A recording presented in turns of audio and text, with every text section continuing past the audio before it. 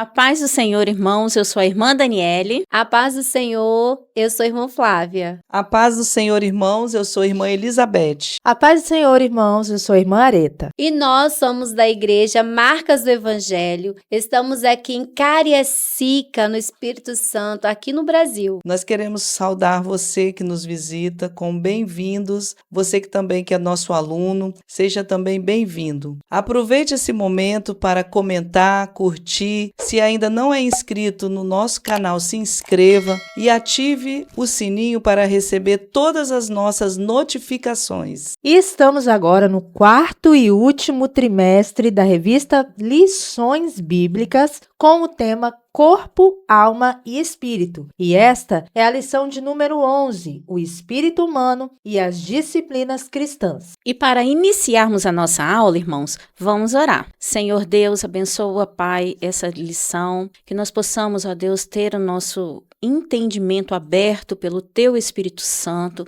quanto à disciplina, ó Deus, em desenvolvermos um relacionamento verdadeiro, secreto e íntimo com o Senhor. Que a Tua graça, Senhor, seja sobre cada um que assistirá essa aula. Abençoa-nos, ó Deus, em tudo quanto falarmos, que o Teu Espírito encontre liberdade para ministrar conforme a Tua vontade. Nós oramos assim em nome de Jesus. Amém. Amém.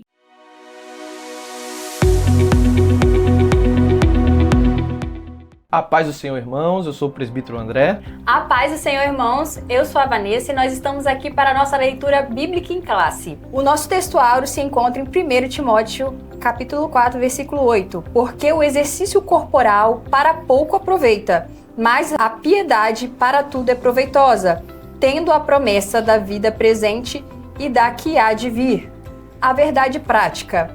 As disciplinas espirituais são necessárias para o fortalecimento do espírito, assim como os exercícios físicos para a estrutura óssea e muscular. Vamos ao nosso texto bíblico, que se encontra em 1 Timóteo, capítulo 4, versículos 6 a 8 e 13 a 16. Propondo estas coisas aos irmãos, serás bom ministro de Jesus Cristo, criado com as palavras da fé e da boa doutrina que tens seguido. Mas rejeita as fábulas profanas e de velhas e exercita-te a ti mesmo em piedade, porque o exercício corporal para pouco aproveita, mas a piedade para tudo é proveitosa, tendo a promessa da vida presente e de que há de vir. Persiste em ler, exortar e ensinar até que eu vá. Não despreze o dom que há em ti, o qual te foi dado por profecia, com a imposição das mãos do presbitério.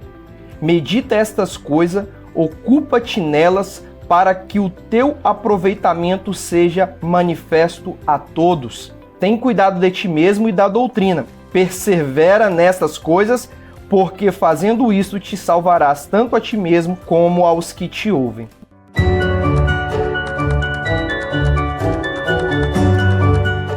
Irmãos, e nesta lição nós vamos estudar a importância das disciplinas cristãs. Paulo, ele era um obreiro experimentado, forjado em muitos combates espirituais. Já na fase final do seu ministério, ele constituiu novos pastores, ele começou ali a treinar, formar novos pastores para continuar este trabalho de evangelização, de proclamar o evangelho. Então, nesta lição, nós vamos partir desse princípio da piedade cristã. O que é piedade cristã? A piedade cristã não é algo que eu sinto, que eu sou motivada a isso, a ter piedade por alguém, não. A piedade cristã é a vida cristã em prática, é colocar em prática de fato o que é o cristianismo. É uma intimidade, uma vida cotidiana de intimidade com Cristo. Então a piedade não é uma coisa mística que fica no abstrato, mas sim algo concreto, algo que o cristão deve viver onde ele estiver, ele deve praticar a sua piedade,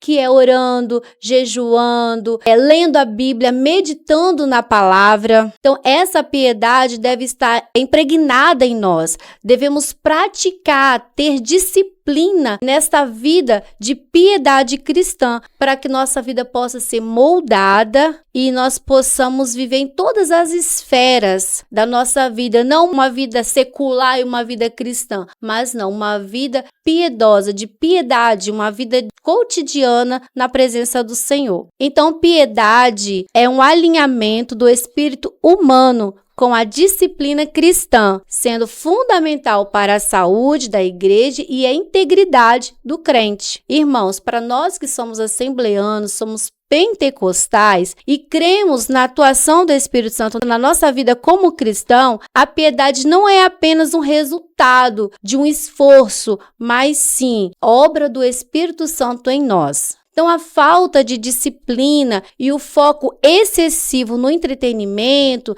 nas bênçãos, naqueles momentos de alegrias, de festa, pode nos levar a confundir a piedade com religiosidade. Temos que tomar muito cuidado, irmãos. A piedade, de acordo com a palavra de Deus, é a expressão mais alta da vida cristã. É o alinhamento da disciplina cristã com o espírito humano, impulsionado pelo Espírito Santo. Essa piedade se manifesta em uma vida de santidade, poder e testemunho. A Bíblia, ela nos faz um convite para refletir. Será que a nossa fé tem sido um mero ritual ou uma manifestação de uma vida que reflete o caráter de Deus? Será que temos sido realmente o reflexo de Cristo aqui na Terra? Temos vivido na nossa maneira de viver como cristão? As pessoas estão vendo Cristo em nós? Ou será que a nossa piedade é apenas de aparência? Ou tem um poder de transformar a nossa vida e as pessoas que estão em volta de nós? Sobre o exercício corporal e a piedade, texto de 1 Timóteo 4, 7 e 8, conforme é o nosso texto base da revista, diz: mas rejeita as fábulas profanas e de velhas e exercita-te a ti mesmo em piedade, porque o exercício corporal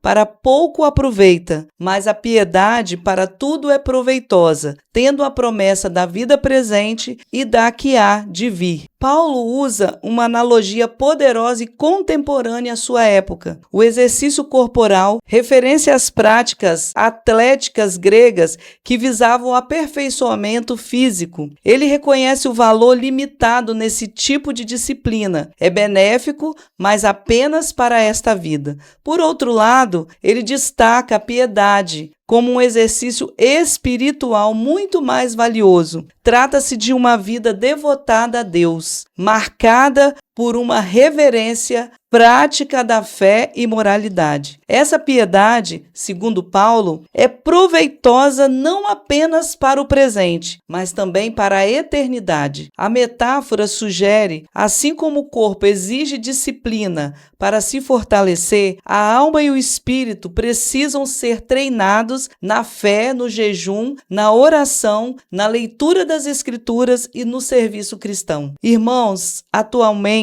há dois extremos entre os cristãos. O culto ao corpo e ao bem-estar físico muitas vezes desloca o foco espiritual. Em uma sociedade obcecada por aparência e performance, o exercício corporal se tornou quase uma religião. A saúde é importante, mas tornou-se para alguns um substituto funcional da espiritualidade. Outro extremo é que crentes que negligenciam completamente qualquer forma de disciplina, física ou espiritual, não oram, não jejuam, não leem a Bíblia, não se engajam na comunhão com os irmãos, no compromisso de participar dos cultos na igreja, confundem graça com passividade. Paulo nos chama a um treinamento piedoso que exige intencionalidade, esforço e constância, características raras para essa geração, marcada pelo imediatismo e pela superficialidade espiritual. O corpo, amados irmãos, deve ser templo de Deus, Portanto, deve ser usado para a glória de Deus e também como um instrumento para o serviço divino. Estamos aqui com a Stephanie. Stephanie. Como você entende a importância das disciplinas espirituais? Bom, são a base de tudo, né? Para a nossa fé, para a gente se desenvolver no Evangelho, crescer em graça, sabedoria e alcançar a plenitude do que Deus tem para a nossa vida. Estamos aqui com a Karina. Karina, você acredita que as disciplinas espirituais continuam relevantes nos nossos dias? Com certeza. Por quê? Porque nós devemos viver Deus na prática, não apenas na nossa teologia, na teoria. Com certeza, o jejum, a oração e a leitura devocional é que vai nos ajudar na caminhada cristã. A piedade, irmãos, é uma das virtudes mais preciosas da vida cristã. Mais do que rituais ou aparência religiosa, ela representa a relação viva entre o ser humano e Deus, uma devoção que nasce no coração e se manifesta nas nossas atitudes. Entretanto, nem toda forma de piedade é verdadeira. Há quem aparente santidade, mas viva distante da vontade do Senhor. Por isso, a Bíblia nos convida a exercitar uma piedade sincera que une o interior transformado ao exterior coerente. A piedade verdadeira, ela inicia-se no coração. É o resultado da comunhão pessoal com o Senhor, da oração sincera e do temor reverente. Mateus 6:6 diz: Tu, porém, quando orares, entra no teu quarto e, fechada a porta, ora a teu pai em secreto, e teu pai que vê em secreto te recompensará. O verdadeiro piedoso não busca aplausos e nem reconhecimento. Sua devoção é silenciosa, contudo, profunda. É fruto da fé, do arrependimento e do amor a Deus. A piedade interna se fortalece quando cultivamos momentos de intimidade com Deus, oração, leitura da palavra, meditação nas Escrituras e obediência. A piedade externa é a fé que se torna visível. Lembre-se, meu irmão e minha irmã, você é a Bíblia que o mundo está lendo. Tiago 1:27 diz que a religião pura e imaculada para com o nosso Deus é esta: visitar órfãos e viúvas nas suas tribulações e guardar-se da corrupção do mundo. Jesus condenou a hipocrisia dos fariseus porque eles exibiam piedade apenas na forma, não no espírito. Ele nos chama a viver uma fé autêntica, que se traduz em amor e justiça. Essa é a piedade hipócrita, que se preocupa mais com o que os outros veem do que com o que Deus vê. Ela produz vaidade, orgulho e religiosidade vazia. Deus não deseja que pareçamos santos, mas que sejamos santos de fato, de dentro para fora. A verdadeira transformação começa no coração e se manifesta em obras de amor. Ela é um exercício diário de fé. Chegamos à conclusão de que a piedade interna sem obras é incompleta e a piedade externa sem coração é hipocrisia. Mas a piedade verdadeira é a que vem de Deus, se manifesta no homem e abençoa o seu próximo. Piedade e discrição. Nos evangelhos, Jesus critica a religiosidade performática, ou seja, voltada para o olhar humano, e propõe uma espiritualidade íntima, secreta e centrada em Deus. Essa espiritualidade discreta não é passiva ou apagada. Ela é viva, fervorosa, mas humilde. Jesus nos chama, irmãos, a examinar a intenção do nosso coração. É fácil cair na armadilha de fazer as coisas certas pelos motivos errados. Orar, jejuar, servir, até compartilhar a fé, mas buscando aprovação, reconhecimento ou visibilidade. Jesus nos lembra que a verdadeira espiritualidade não é um espetáculo, e sim um relacionamento secreto, sincero com o Pai, fazendo o corpo crescer e edificar-se a si mesmo em amor. Aquele que vive o evangelho genuíno valoriza experiências visíveis do Espírito Santo, línguas, profecias, curas, mas sempre, meus irmãos, sempre submete essas manifestações ao crivo da santificação e da glória de Deus, não da autopromoção. A piedade cristã, ela não é apagada, mas ela é profundamente enraizada em Deus. O crente cheio do Espírito Santo não busca holofotes, mas reflete a glória de Cristo com humildade, poder e amor. A fé madura, ela não precisa se exibir. Ela transforma vidas, fortalece a igreja e glorifica a Deus mesmo que ninguém esteja vendo. O problema, irmãos, é quando mantemos essas disciplinas apenas na teoria. Muitos cristãos sabem o que são as disciplinas espirituais, mas não as praticam com constância.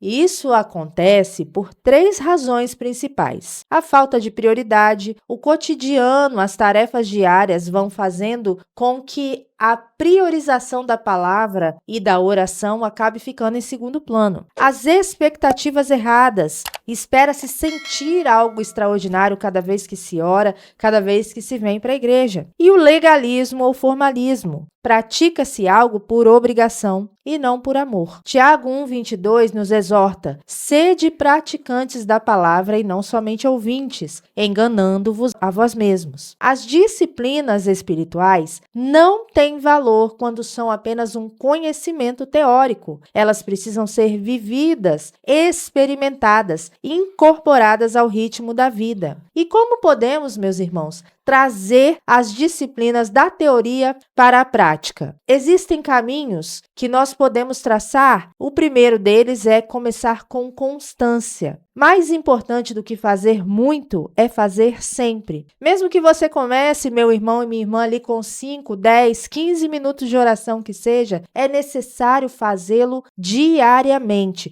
para que isso se torne uma rotina. E então, depois de rotineiro, o Espírito Santo se encarregará de trazer vida à sua oração. E quando você menos perceber, você passará 1 hora, 1h30, 2 horas de joelhos na presença do Senhor. E isso se tornará tão essencial à sua vida que você não conseguirá mais passar um dia sem essa presença, sem essa comunhão com o Espírito Santo. Defina propósitos para a sua vida espiritual. Cada disciplina deve ter um sentido, buscar direção, fortalecer a fé, desenvolver o amor e renovar a mente. Quando há propósito, há motivação e o hábito se torna adoração. Por que não, irmãos? Registre o seu progresso. Mantenha um diário espiritual, um caderno devocional ou um caderno de orações que ajude você a perceber o agir de Deus e manter o foco. Anote versículos que tocam a sua alma, respostas de oração, reflexões e desafios. Nós temos aí muitos irmãos piedosos, como por exemplo John Wesley,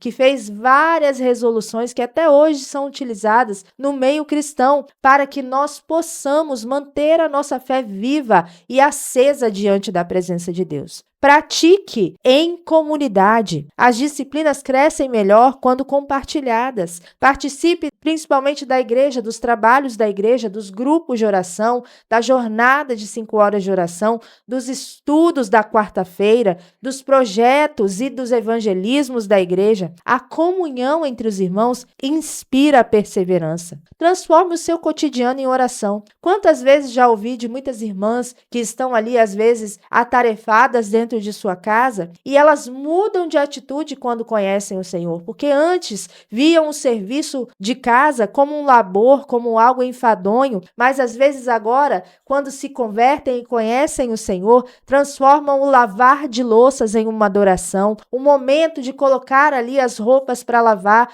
como algo de entrega ao Senhor, consagrando aquelas pessoas que usarão aquelas roupas ao Senhor. Então transforme o seu cotidiano em uma oferta de amor ao Senhor e de adoração e sacrifício a Ele. e nós desfrutaremos, então, dos frutos das disciplinas espirituais. Com o tempo, essas práticas formam o nosso caráter em Cristo. Elas não mudam Deus, mas mudam quem as pratica. Produzem paz, sabedoria, mansidão, domínio próprio e sensibilidade à vontade e à voz de Deus. Gálatas 5:22 diz: o fruto do Espírito é amor, alegria, paz, longanimidade, benignidade, bondade, fidelidade, mansidão e domínio próprio. As disciplinas espirituais não são peso, mas meios de graça, caminhos pelos quais o Espírito Santo molda nossa alma à imagem de Cristo.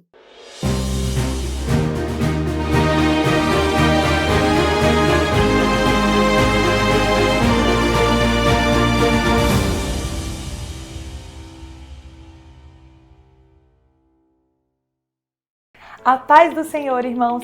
Meu nome é Larissa e estamos aqui para mais um Caminhando pela História. Caminhar pela história é redescobrir como homens e mulheres de fé buscaram viver piedosamente diante de Deus. No primeiro século, a igreja vivia uma fé vibrante. Reuniam-se em casas, partiam o pão com alegria e simplicidade de coração. Perseveraram na oração e na doutrina dos apóstolos. A piedade se manifestava na comunhão, na generosidade e no testemunho de Cristo, mesmo em meio às perseguições. As cartas do Novo Testamento mostram a disciplina dos cristãos: oração constante, leitura das Escrituras e santidade de vida. Já nos séculos seguintes, novos movimentos surgiram. Os monges do deserto buscavam silêncio, jejum e oração. Na Idade Média, a liturgia preservou a fé, mas muitas vezes a piedade se perdeu em rituais externos. No século XVI veio a Reforma Protestante. Lutero, Calvino e outros chamaram a igreja de volta às Escrituras, à graça de Deus e à fé em Cristo. Então a piedade voltou a se fundamentar na oração, na leitura da Bíblia e na vida comunitária. No século XVII, nós encontramos os morávios, uma pequena comunidade refugiada na Alemanha, liderada pelo Conde Zinzendorf. Ali nasceu um movimento de oração contínua que durou mais de 100 anos. Um povo disciplinado, missionário e piedoso. Sua influência foi marcante na vida de John Wesley. No século XVIII surge o metodismo. John Wesley organizou pequenos grupos onde se cultivava a oração, a leitura da palavra, a confissão e a exortação mútua.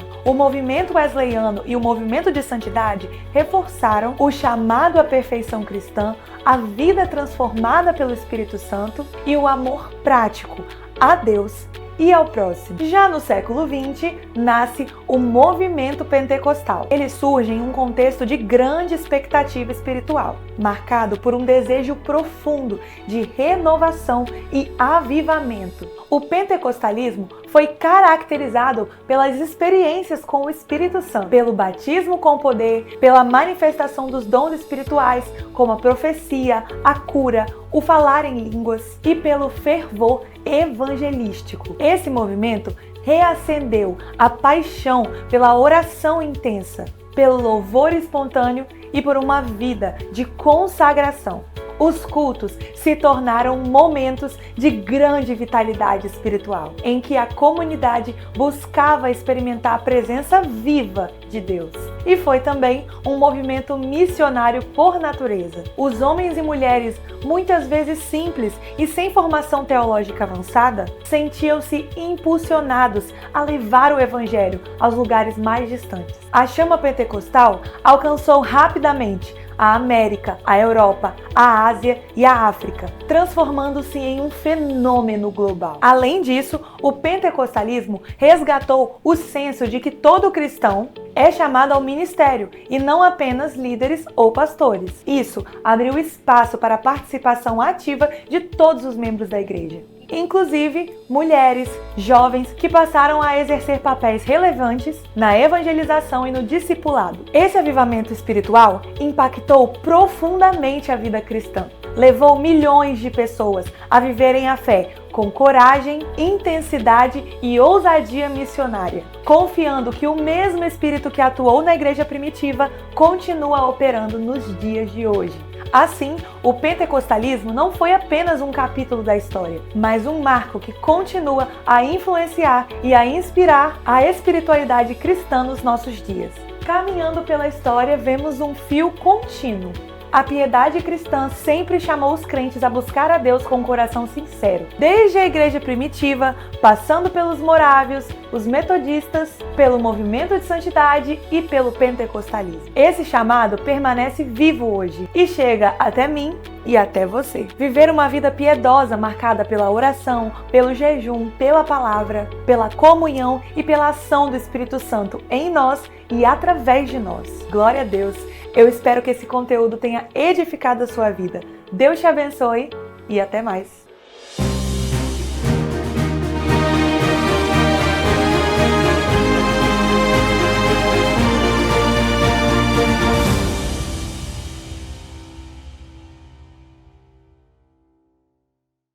A vida cristã, ela é uma jornada dinâmica, permeada por experiências espirituais profundas e confrontos reais com o reino das trevas. Nesse cenário, as disciplinas espirituais, a oração, o jejum, a leitura palavra, não são meramente hábitos opcionais, mas são estratégias divinas de resistência e de conquista espiritual. Em Efésios 6:11, fala assim: revesti-vos de toda a armadura de Deus, para poderdes ficar firmes contra as astutas ciladas do diabo. Irmãos, esse texto, ele nos revela que o inimigo, ele atua com sutileza, com estratégia e com persistência. O diabo não age apenas por força, mas por artimanhas mentais, espirituais e também culturais. Outros textos também revelam o caráter destrutivo e opressivo das investidas do maligno, conforme a gente pode observar em João, capítulo 10, versículo 10, 1 Pedro, capítulo 5, versículo 8. Ou seja, o objetivo do inimigo é desestabilizar a fé, semear dúvida, provocar isolamento espiritual e, por fim, romper a comunhão do servo com Deus. Quantas e quão difíceis, irmãos, têm sido as batalhas que enfrentamos no nosso dia a dia. Às vezes, a sensação que nós temos é de que o mundo inteiro está se voltando contra nós. A nossa luta, ela é espiritual, ela é invisível, mas ela é completamente real. O crente não enfrenta apenas circunstâncias humanas, mas forças demoníacas organizadas em um sistema espiritual de oposição ao reino de Deus. A oração em todo tempo, que é a chave da vigilância espiritual. Mas infelizmente, irmãos, atualmente a distração digital, as redes sociais,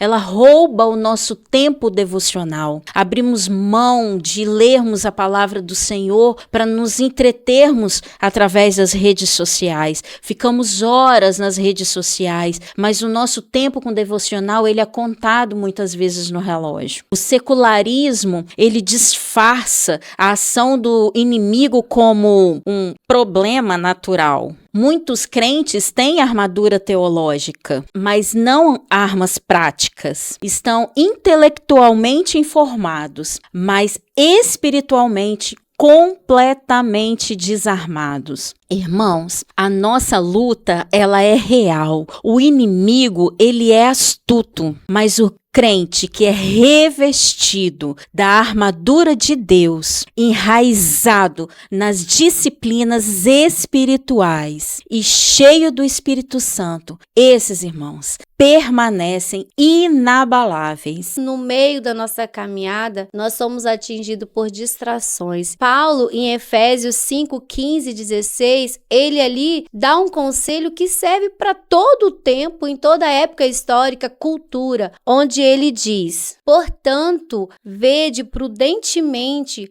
como andais, não como nécio, mas como sábios, remindo o tempo, porque os dias são maus. Os dias são maus, irmãos. Todos os dias somos tentados a perder tempo em distrações, nos afastando cada vez mais da piedade, da vida cotidiana com Cristo, dessa disciplina. Não é fácil, irmãos, não sei vocês, mas em tudo que nós fazemos, se a gente não tiver uma disciplina, nós nos perdemos. A luta espiritual hoje se manifesta não apenas em confrontos diretos, mas na gestão sábia dos recursos mais preciosos que Deus nos deu, que é o tempo, é a atenção. Irmãos, não podemos nos dar o luxo da passividade. A disciplina da reflexão e da avaliação diária é o que nos distingue do nécio. O conceito de remir significa literalmente comprar de volta ou resgatar. A interpretação é como um ato de guerra. O tempo é um bem roubado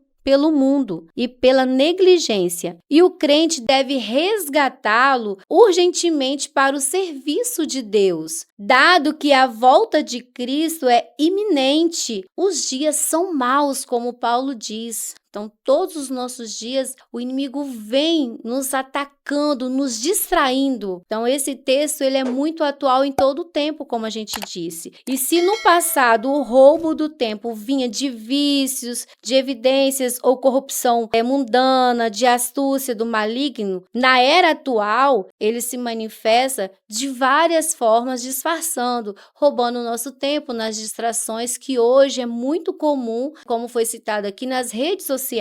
Também o lazer, aquela coisa de tirar um tempo com os amigos, com a família, que é algo bom, mas isso tem tomado a maior parte do tempo do cristão. É uma batalha muito forte que, se nós não estivermos com os nossos olhos atentos, com o nosso espírito em disciplina, nós não vamos perceber que estamos sendo atingidos e roubado o nosso tempo. Muitos vivem de aparência, uma piedade aparente, mas não é genuína. O foco em postar e consumir leva à hipocrisia, onde a disciplina de vida interior, santidade, oração secreta é sacrificada pela aparência de espiritualidade nas redes sociais. Então, como faço para lutar contra a compulsividade digital? Com jejum, com oração, meditando, fazendo um devocional, tudo isso foi citado já aqui. Então, nós devemos expandir o jejum para incluir períodos offline, ficar mais em oração, mais em meditação, comprando de volta o tempo para a oração e o foco espiritual. Então, irmãos, é importante que a gente tenha em mente, mesmo que você não quer orar, ore até ter vontade de orar. Começa devagarzinho, mas ora todos os dias. De fato, é um exercício mesmo. Se você vai cuidar do seu corpo, você vai fazer o exercício sem estar com vontade. Uma hora seu corpo vai ver os benefícios e você vai continuar. Se você faz uma disciplina alimentar, não é fácil, mas você começa a ver os benefícios, segue em frente. A vida espiritual é muito mais profundo. E Paulo, voltando lá atrás, no início da lição, quando Paulo fala com Timóteo, ele fala muito sobre isso, o exercício. E se tem algo que você tiver que abrir mão, que abra mão de tudo, do exercício físico, de se preocupar com a alimentação, mas não abra mão da disciplina espiritual, da oração, do jejum, da meditação na palavra. Isso nós não podemos abrir mão, porque é uma guerra constante de buscar de volta esse tempo com Deus. Irmãos, o objetivo final de remir o tempo é alcançar o enchimento do espírito. As distrações digitais são táticas de enfraquecimento que levam à insensatez na gestão do tempo. A resposta do crente deve ser uma disciplina radical e um espírito fervoroso, garantindo que cada momento resgatado seja canalizado para adoração, serviço e profecia, e não para passividade digital.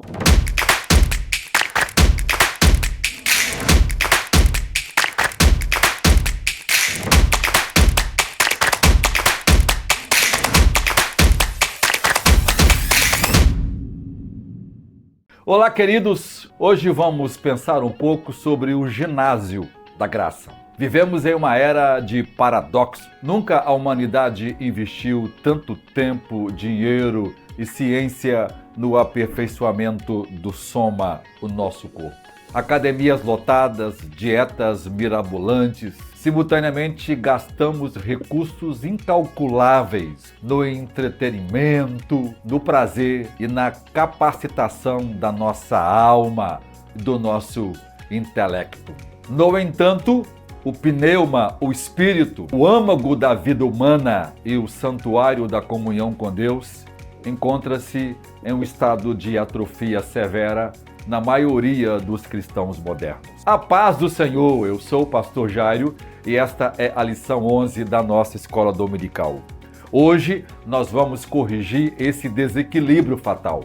O ginásio da graça, a biomecânica da transformação espiritual.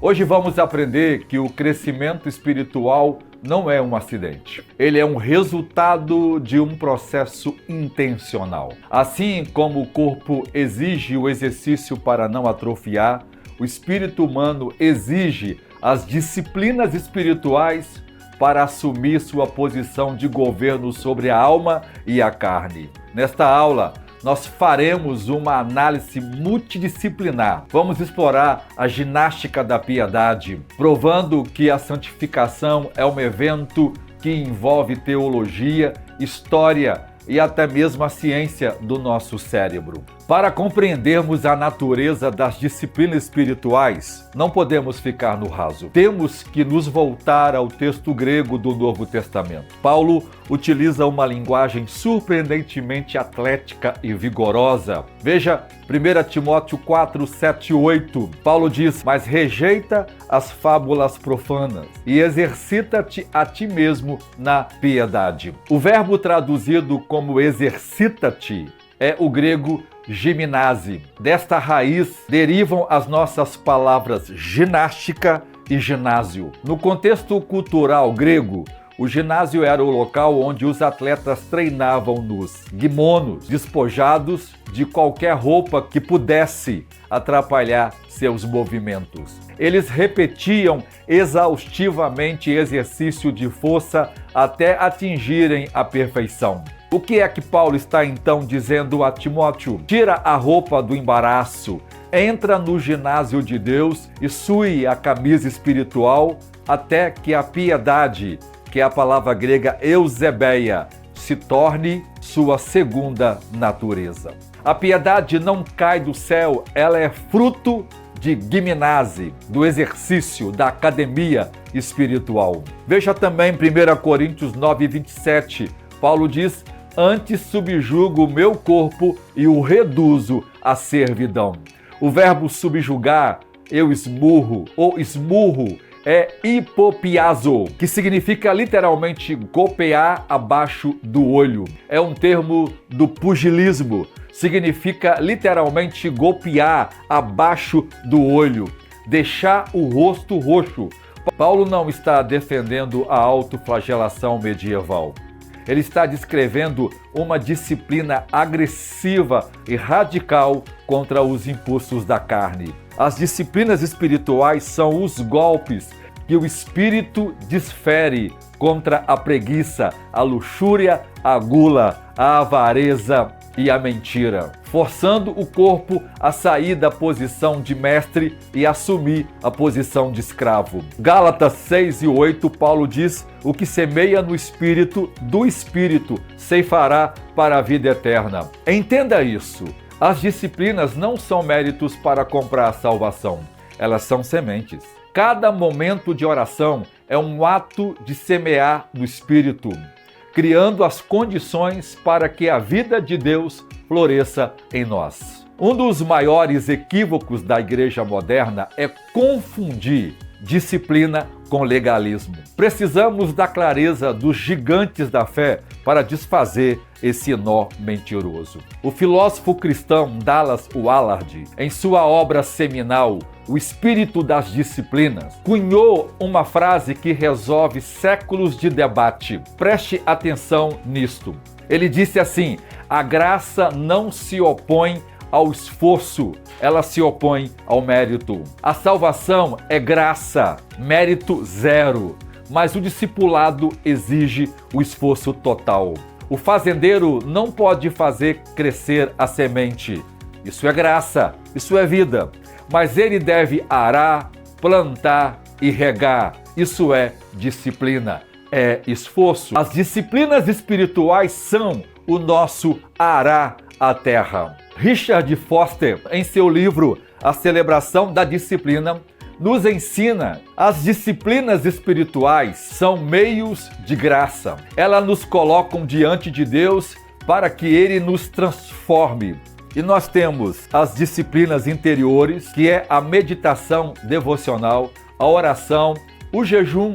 Temos as disciplinas exteriores, como a simplicidade, a gentileza ou solicitude e o serviço prestado. Temos as disciplinas corporativas, a confissão, a adoração e o culto. E isto não é novidade alguma. Desde o século IV, os padres do deserto que foram cristãos, que foram para o deserto para buscar a Deus em oração e jejum, para exercer treinamentos sobre o corpo, alcançaram grande poder espiritual por causa das disciplinas espirituais. Eles entenderam que o espírito humano, sem treinamento, torna-se flácido e incapaz de resistir às paixões. Agora vamos pensar um pouco em ciência e teologia. A ciência moderna está apenas começando a descobrir o que a Bíblia ensina há milênios. O hábito molda o ser. Existe um conceito chamado neuroplasticidade, onde o cérebro humano possui a capacidade de se reconfigurar fisicamente. Há uma lei que diz: neurônios que disparam juntos conectam juntos. Pense no caminho do pecado. Cada vez que cedemos a um vício, nós criamos um caminho neural mais forte, facilitando a repetição do erro. Mas existe também o caminho da disciplina. Quando nós praticamos disciplinas espirituais repetidamente, por exemplo, orar sempre no mesmo horário. Assim estamos fisicamente construindo novas sinapses mentais. Estamos criando uma estrada biológica para a virtude. Isso mostra que a santificação tem um correlato físico no cérebro. Veja a batalha entre duas áreas do nosso cérebro. Primeiro, o sistema límbico, a sede dos impulsos, do medo e do prazer imediato. É o que a Bíblia chama de os impulsos da carne. Veja então o córtex pré-frontal, que é a sede da vontade, do planejamento e da moralidade. Isto está associado à liderança do nosso pneuma, do espírito. Estudos mostram que a oração e a meditação aumentam a nossa massa cinzenta do córtex pré-frontal. Ou seja, disciplinas espirituais fortalecem biologicamente a vontade, restaurando o domínio próprio, que é ekkrateia, que é a palavra ekkrateia no grego. Então veja, como isso funciona na tricotomia humana, corpo, alma e espírito. Na queda, a ordem se inverteu. O corpo dita os desejos, a alma racionaliza o pecado e o espírito é silenciado. As disciplinas espirituais visam restaurar a ordem original. Deus comandando o espírito, que comanda a alma, e a alma comanda o corpo. Vamos ver a mecânica de 4 disciplinas espirituais fundamentais. Primeiro, a mecânica do jejum, domando o nosso corpo. O jejum não é greve de fome, é um ato de autoridade. Quando o estômago grita, eu quero comida, e o espírito, que é o nosso pneuma, diz, não, nós vamos orar. Ocorre então uma inversão de poder. O espírito exercita seu músculo de liderança sobre a vontade da carne. 2. A mecânica da solicitude é uma forma de acalmar a nossa alma. A nossa alma é barulhenta. A disciplina da solicitude e do silêncio desliga o ruído da alma. Somente o tempo que passamos meditando, pensando em Deus, aquietando nosso coração, aquietando as nossas emoções, é que o Espírito pode captar as frequências sutis do Espírito Santo. 3. Nós temos a mecânica da nutrição da verdade, que é a leitura devocional.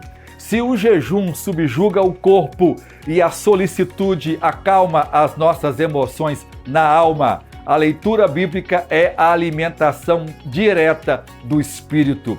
Jesus disse em Mateus 4:4, não só de pão viverá o homem, mas de toda a palavra que sai da boca de Deus. O problema moderno é a anorexia espiritual. Ou o lanche bíblico. Ler apenas versículos soltos no Instagram. Isso não sustenta um atleta espiritual.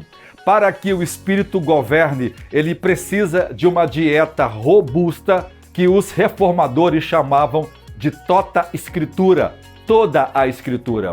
Eu quero recomendar a você aqui e enfatizar o método criado pelo ministro escocês do século XIX, Robert Murray McCheyne. McCheyne era um homem de santidade profunda que entendia que o espírito humano precisa ser banhado diariamente pela totalidade do conselho de Deus. O plano do McCheyne não é apenas uma tabela de leitura, é uma estratégia de nutrição. Ela propõe a leitura de 4 capítulos por dia, 2 para a leitura familiar e 2 para a leitura secreta. O gênio desse método é a conexão. No mesmo dia, você lê o nascimento de uma nação no Gênesis e a poesia dos Salmos, a história de Cristo nos Evangelhos e a doutrina nas epístolas. Isso impede que você crie uma teologia de estimação. Isso força o seu espírito a se confrontar com a lei, ser consolado pelos salmos e a ser instruído pelos apóstolos todos os dias. A leitura sequencial e abrangente, como a do Robert McCheyne, reconstrói a mente e a alma com a mente de Cristo. Sem esta ingestão massiva e nutritiva da verdade, o espírito não terá munição para lutar contra as mentiras do mundo. 4. A mecânica da oração, que é a respiração do espírito.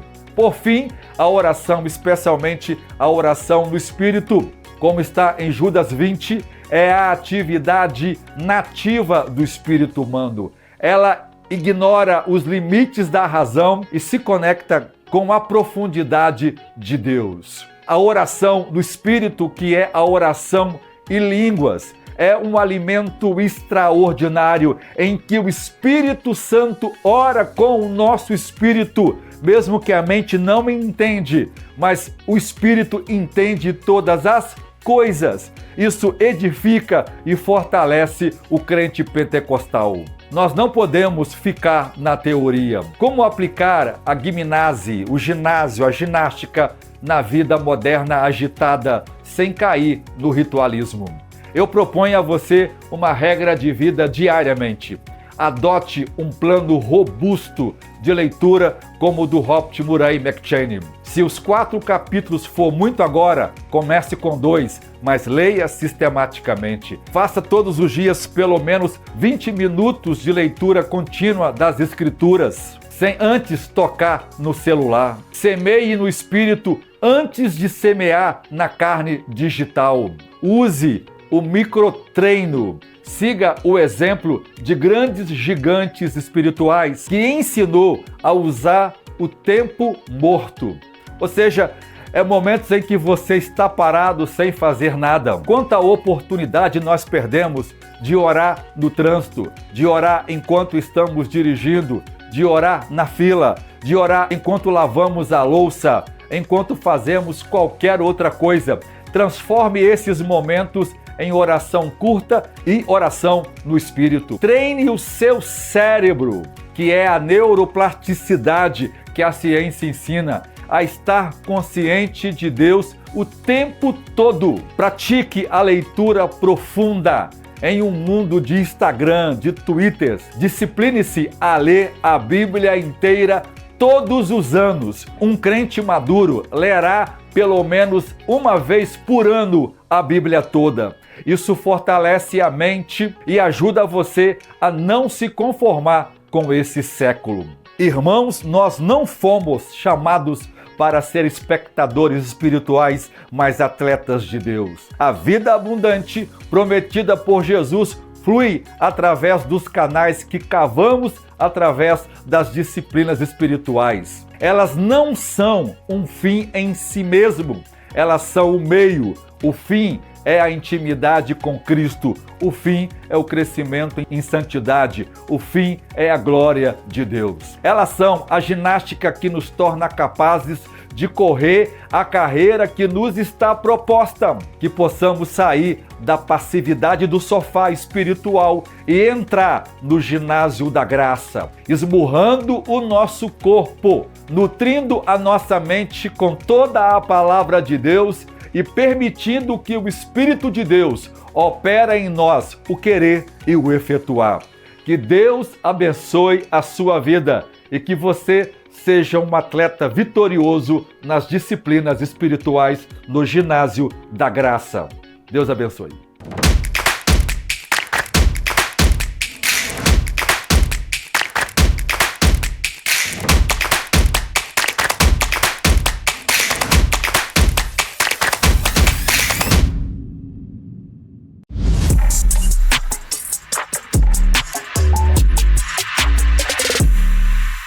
E agora chegamos ao momento muito especial dessa aula, o momento em que cada um de nós é convidado pelo Espírito Santo a contribuir no reino de Deus. E você que me ouve agora tem a oportunidade de parar tudo que você estiver fazendo, olhar aqui agora os meios de contribuição que aparecem na sua tela e contribuir para que essa obra avance. Deus conta com você para o avanço do seu reino e contribuir é uma honra. O apóstolo Paulo, na segunda carta aos Coríntios, capítulo 9, verso 7, diz que não devemos contribuir como por necessidade nem com tristeza, mas Deus ama aquele que dá com alegria. Quem dá com alegria é uma resposta em gratidão, reconhecendo que tudo que temos, nossa saúde, nosso patrimônio, nossa família, tudo que temos de bom, toda boa dádiva, vem do alto, do Pai das luzes, é o Senhor que te abençoou. E nós trazemos as ofertas reconhecendo que tudo é dele. É um ato de adoração, então pare o que estiver fazendo e seja abençoado você e sua casa. Deus abençoe.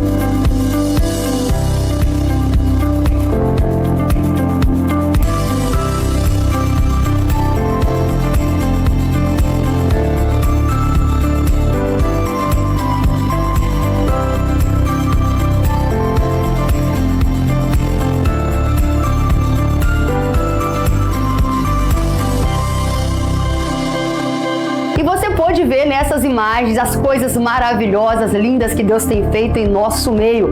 Quantas vidas sendo abençoadas por este espaço. E é pensando nisso que eu te convido agora para ter o privilégio de participar da nossa campanha dos 1000 Valentes. Campanha onde 1000 pessoas motivadas pela fé serão desafiadas a contribuir de forma mais sistemática, parcelada, para que nós venhamos a adquirir esse espaço que você conheceu. E nós te convidamos a fazer um voto com o Senhor. Fale a Deus qual é a sua necessidade, aquilo que você tem buscado diante de Deus. Se comprometa e eu tenho certeza que o nosso Deus é um Deus de milagre, Deus de resposta. Ele vai aceitar o seu desafio. E nós sabemos que a fé honra a Deus e Deus honra a fé. Faça parte desses 1000 valentes que terão seus nomes nos memoriais da fé, que contribuíram para que essa realidade acontecesse no nosso tempo e na nossa geração. Deus fará, nós não temos dúvida, mas que privilégio, hein? Se o meu nome e o seu constar nessa grande obra.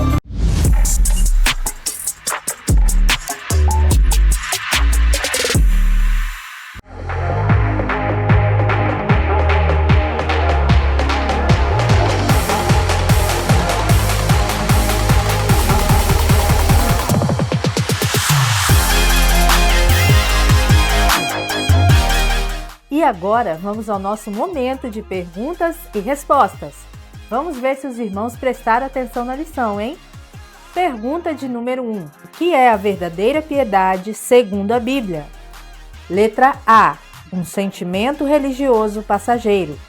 Letra B. Um ritual aprendido pela tradição. Letra C. Viver a fé com atitudes e comunhão com Deus. Letra D. Uma emoção espiritual herdada da cultura. Tempo na tela.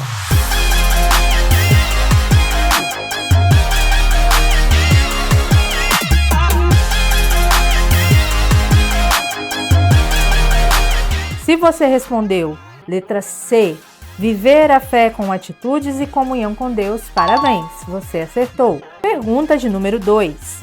O que Paulo ensina sobre a diferença entre o exercício físico e a piedade? Letra A. O exercício físico tem valor limitado, mas a piedade tem valor eterno. Letra B. Ambos produzem o mesmo resultado. Letra C. O exercício físico é mais importante do que a fé. Letra D. O exercício corporal é inútil, enquanto a piedade é obrigatória. Tempo na tela.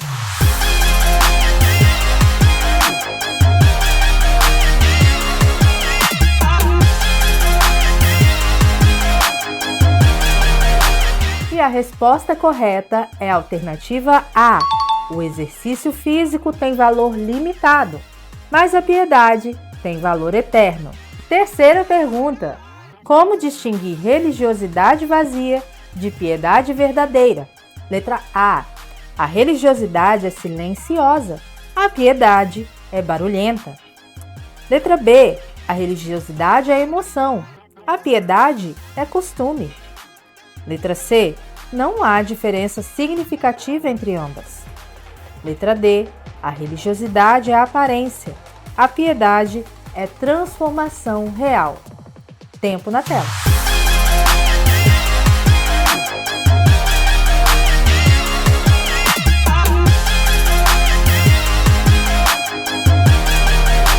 Se você respondeu a alternativa D, a religiosidade é aparência e a piedade é transformação real, parabéns, você acertou. Pergunta de número 4. O que ocorre quando praticamos as disciplinas espirituais com perseverança? Letra A. A fé cresce e a vida se firma em Deus. Letra B. Passamos a dominar os outros com conhecimento. Letra C. Ganhamos imunidade contra os problemas. Letra D. Tornamos-nos religiosos, frios e mecânicos. Tempo na tela.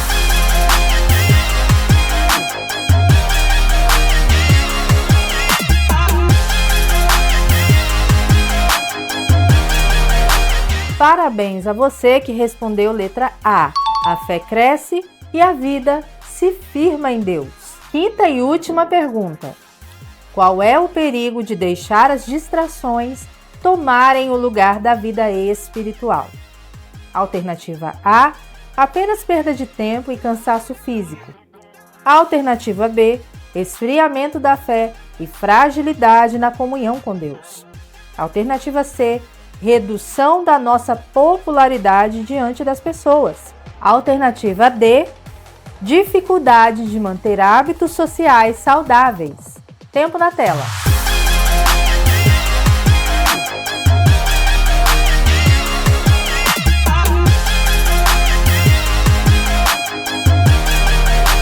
Se você respondeu esfriamento da fé e fragilidade na comunhão com Deus, parabéns, você acertou.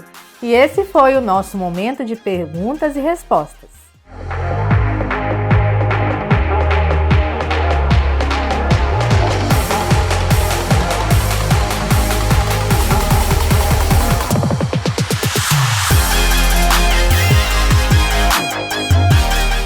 Para finalizar nossa aula de hoje, vamos encerrar com a oração. Senhor, nós te louvamos, te glorificamos por todo aprendizado nesta aula. Que o Senhor venha falar a cada coração através do teu Espírito Santo e que possamos viver na prática da piedade verdadeira, glorificando o teu nome. Em nome de Jesus. Amém. Tchau, irmãos! Deus abençoe! Pois corta isso, gente. Corta isso, gente. Fala aí, Elizabeth. Fala aí. A paz do Senhor Jesus. O cabelo está saltando pelos montes, todos eletrizados. Então, a paz Fala do o meu Senhor, sonho Pedro. Ah, não, é Lucas, né? Lucas. Que Pedro, que você tem quase fisionomia.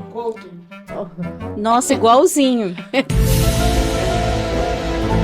Nossa, Você não o fala, branco do olho é se igual. você não fala, a gente, né? Lucas, vamos começar. Bora, Lucas, pelo amor de Deus. Paulo, ele era um obreiro.